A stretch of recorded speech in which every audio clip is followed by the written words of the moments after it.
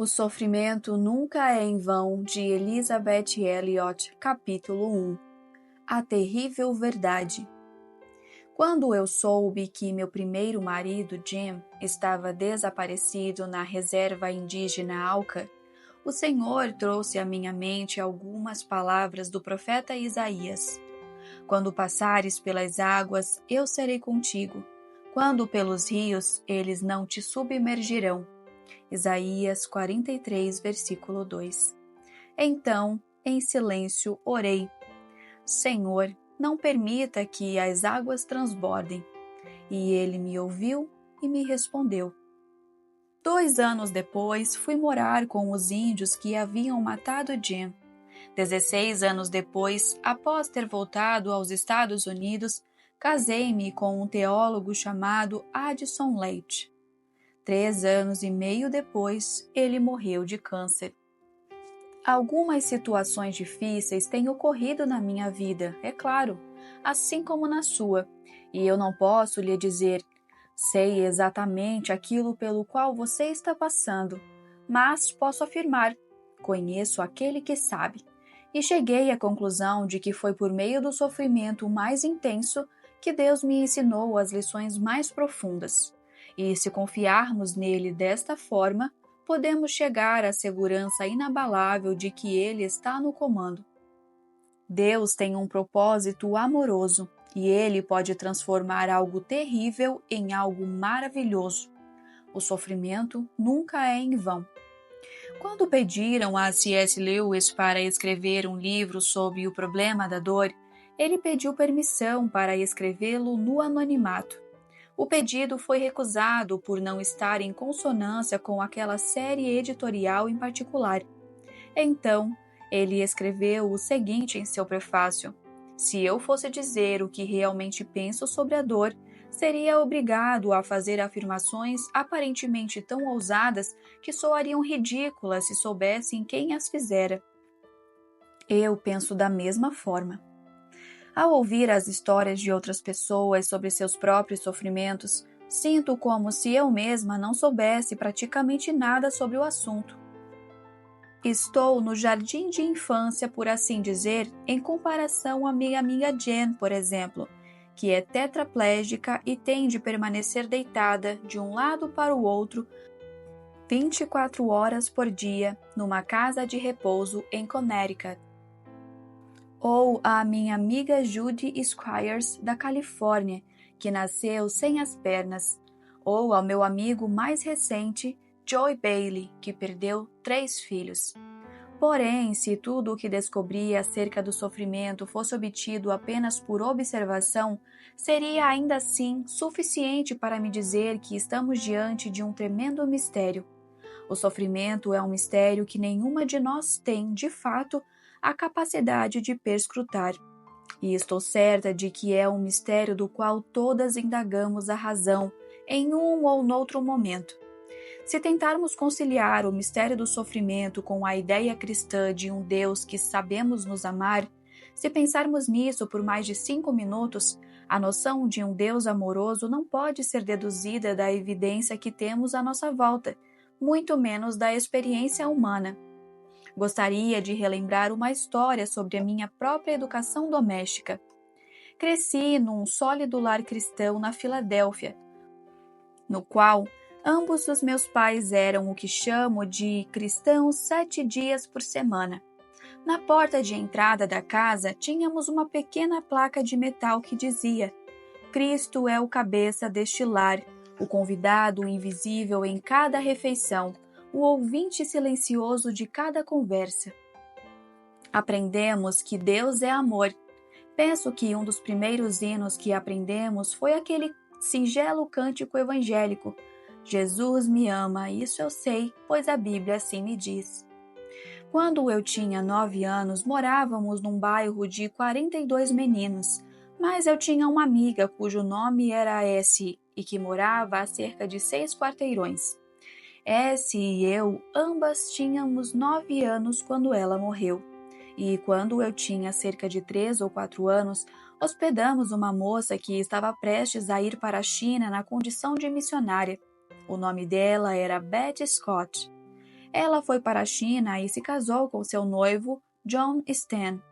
Alguns anos depois, não sei ao certo que idade eu tinha, talvez uns 6 ou 7 anos, à noite, meu pai entrou em casa com um jornal que noticiava a captura de John e Beth Stan por comunistas chineses, arrastados quase nus pelas ruas de uma vila chinesa e, em seguida, decapitados.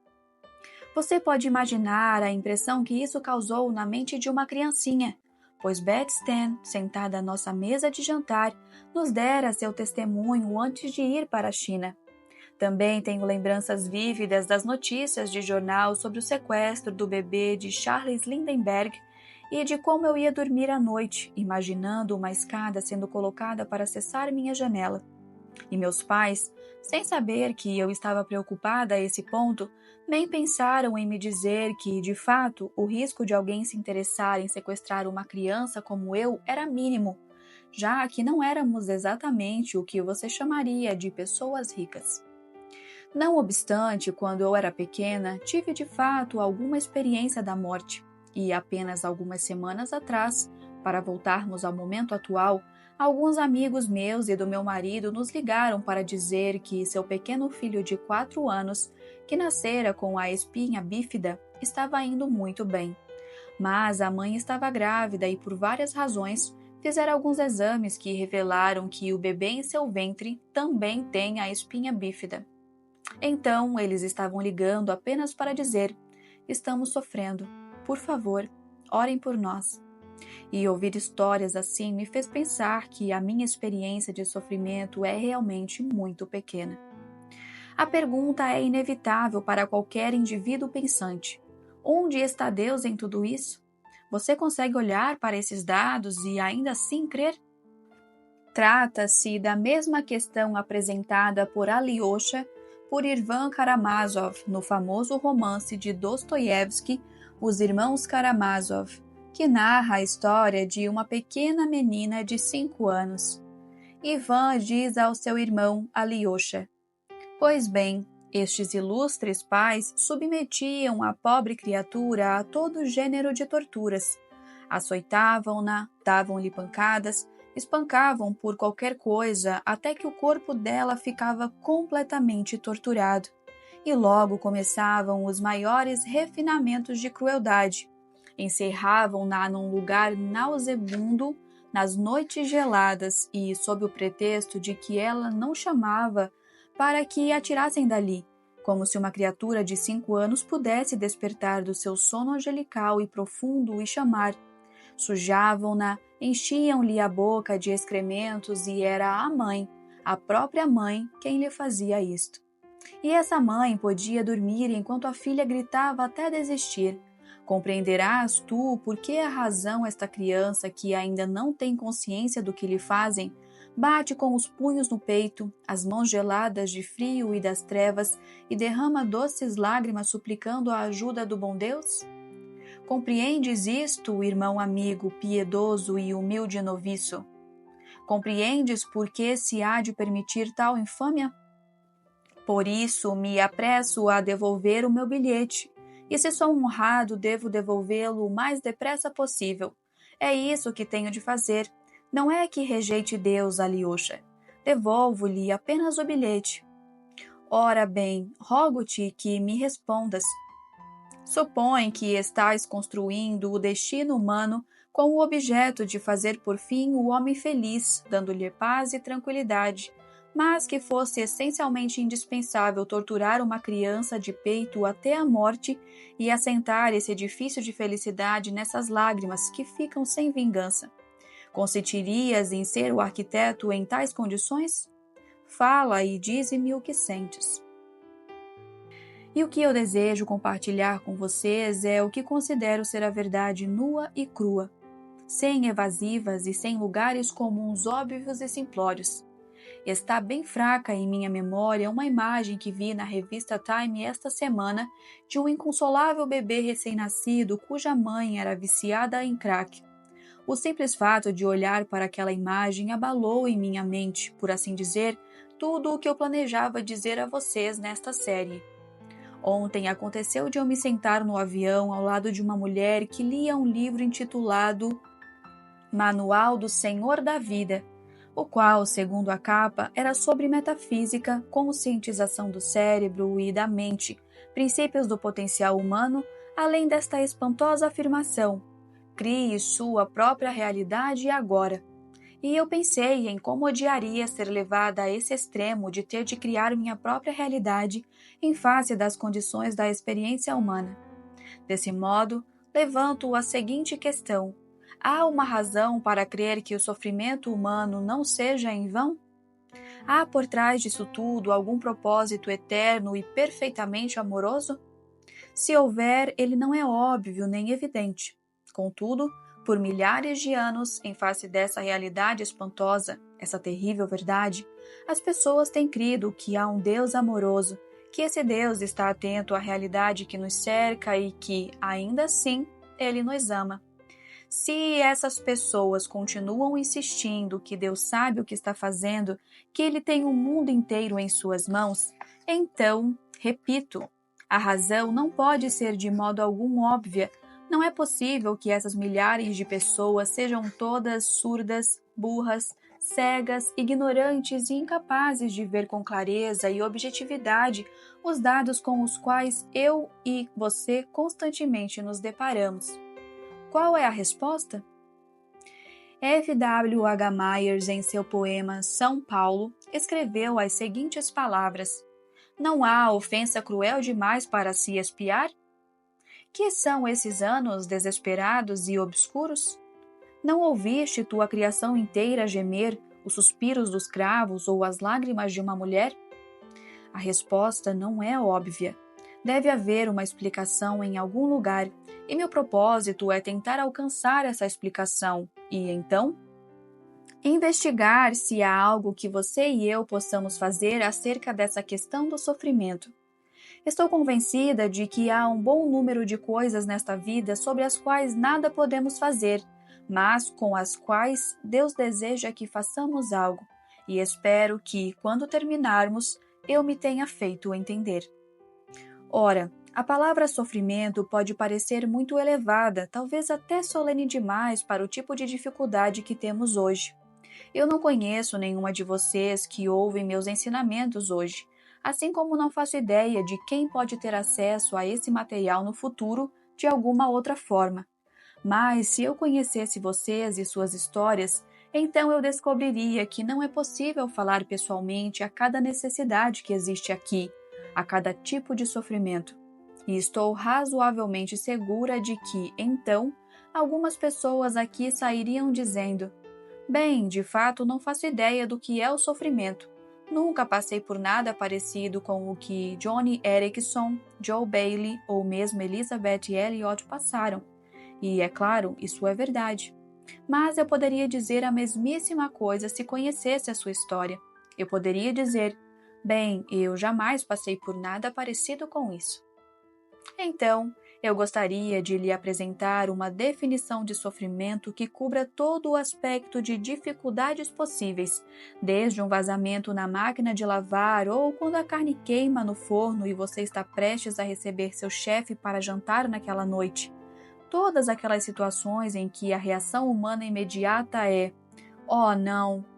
Desde esse tipo de trivialidade, relativamente falando, até o câncer de seu marido, o fato de seu filho ter espinha bífida ou de você mesma, simplesmente ter perdido tudo. Você concordará, acredito, que essa definição abrange todo esse espectro.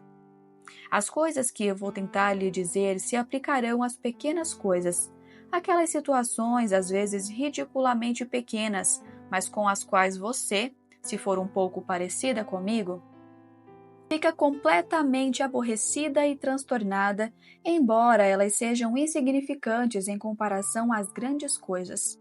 E aqui vai minha definição de sofrimento.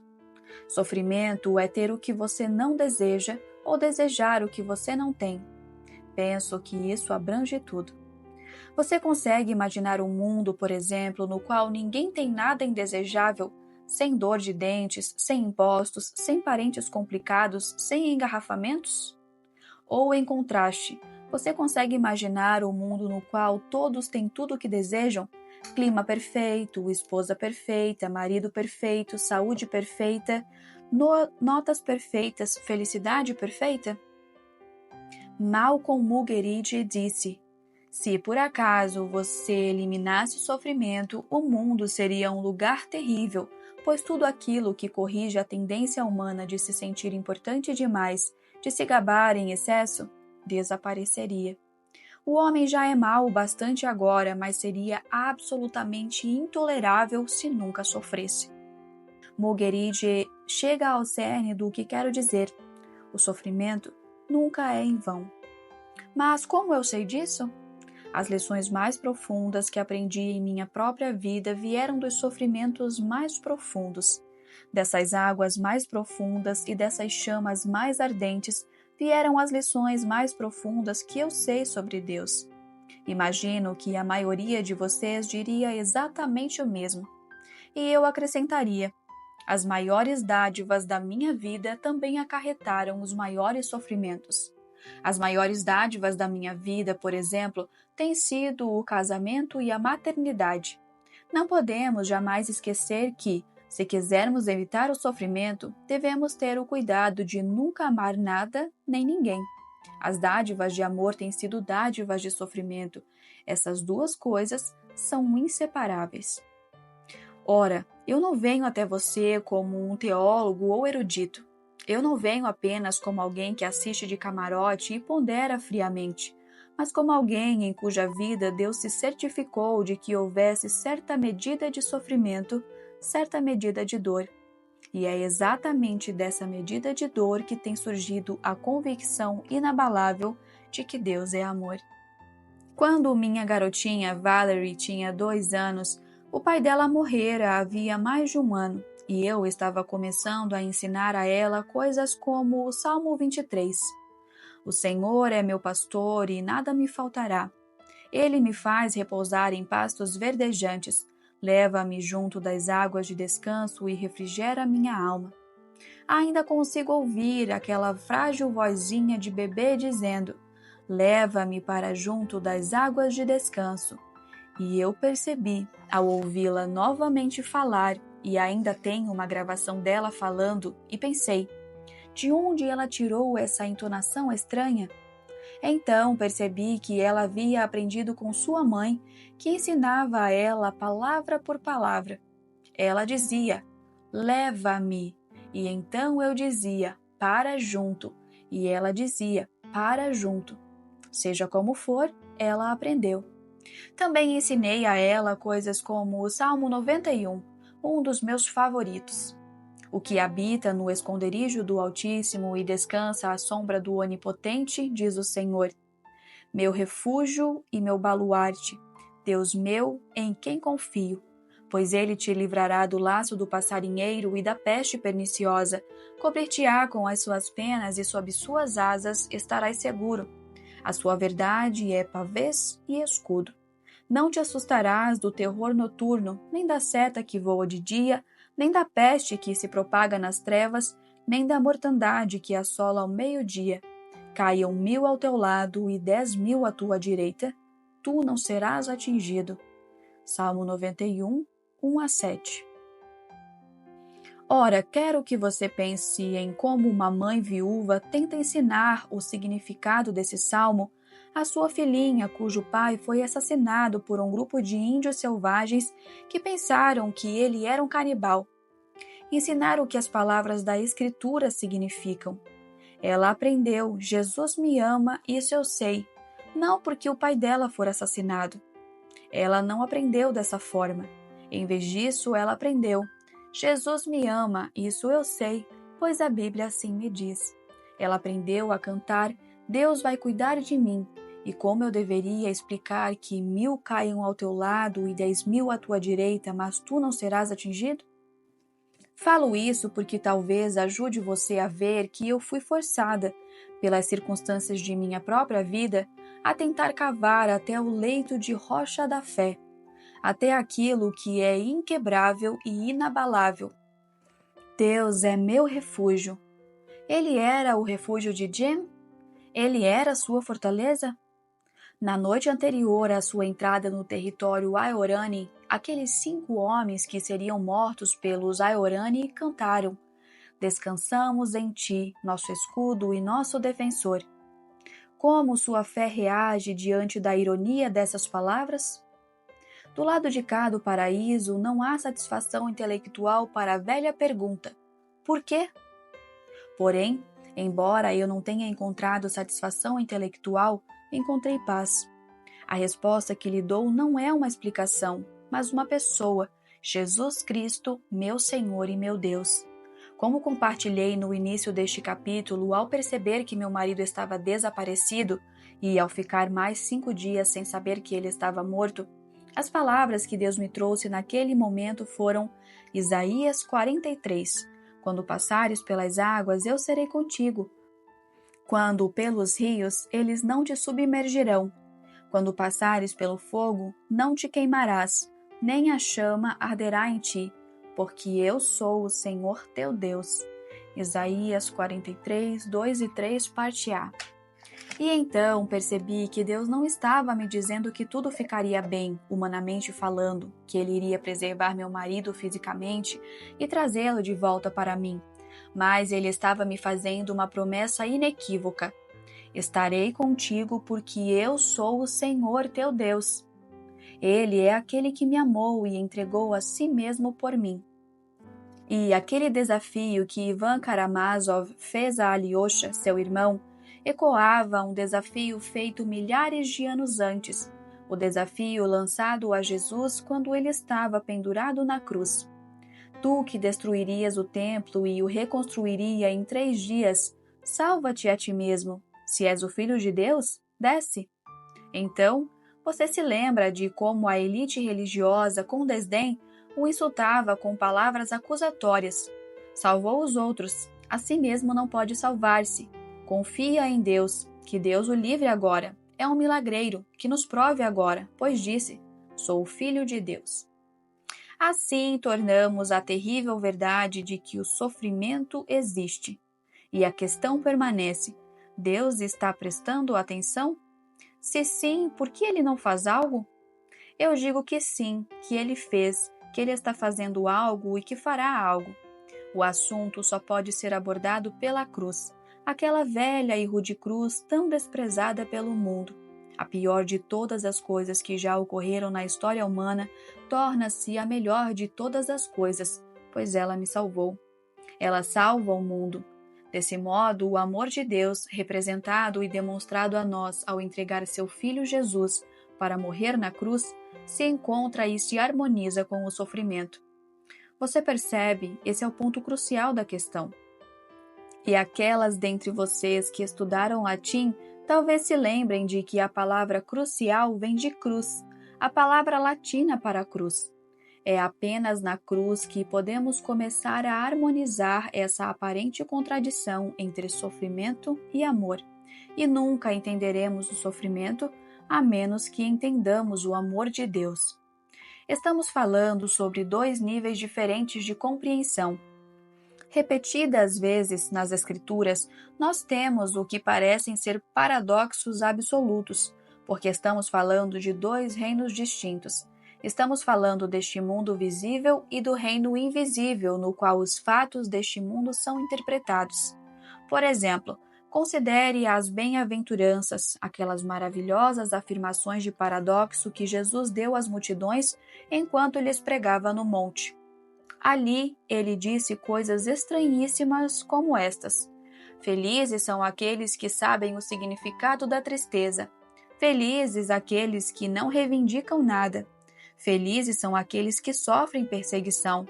Tamanha será a sua felicidade quando as pessoas acusarem, maltratarem e disserem todo tipo de difamação contra você. Alegre-se então. Sim, fique tremendamente alegre. Acaso isso faz algum sentido? Não, a menos que você veja que há 2 reinos, o reino deste mundo e o reino de um mundo invisível. E o apóstolo Paulo entendeu essa diferença ao fazer uma declaração estonteante. A minha felicidade é sofrer por ti, disse ele. Minha felicidade é sofrer. Isso soa absurdo, não é?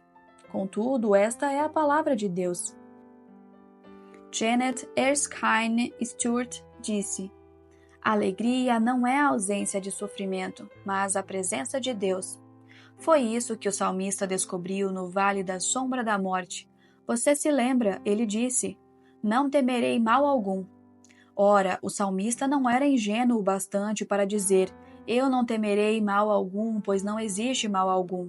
Existe sim. Vivemos em um mundo mau, despedaçado, deturpado, caído e distorcido. O que ele disse? Não temerei mal algum, porque tu estás comigo. O teu bordão e o teu cajado me consolam.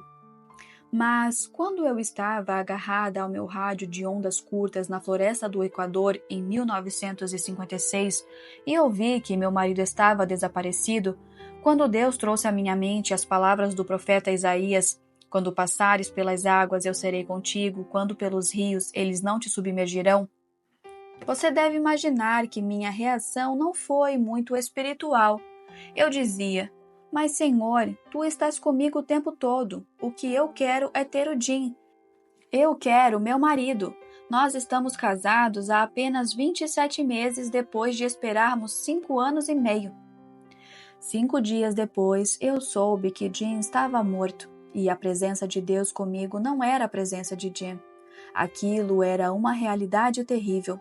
A presença de Deus não alterava o fato terrível de que eu estava viúva. E eu esperava ficar viúva até morrer, pois achava que já havia sido um milagre ter me casado a primeira vez.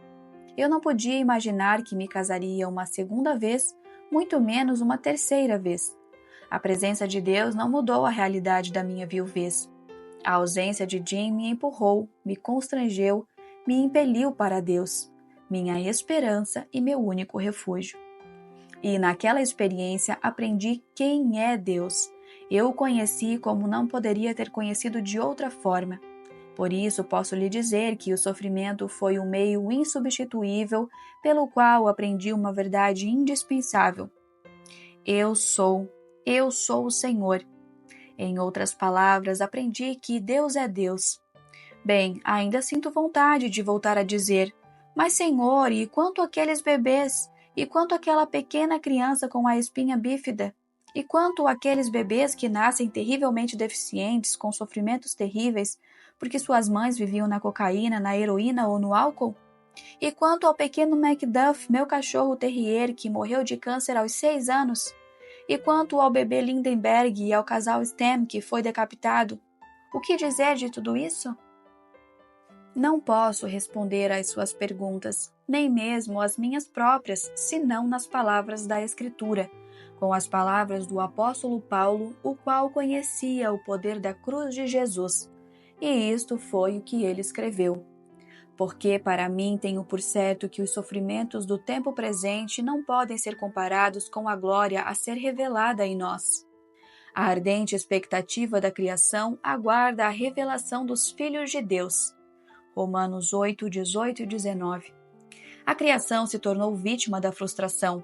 Todos aqueles animais, todos aqueles bebês sem culpa alguma, vítima da frustração não por sua própria escolha, mas por causa daquele que a sujeitou.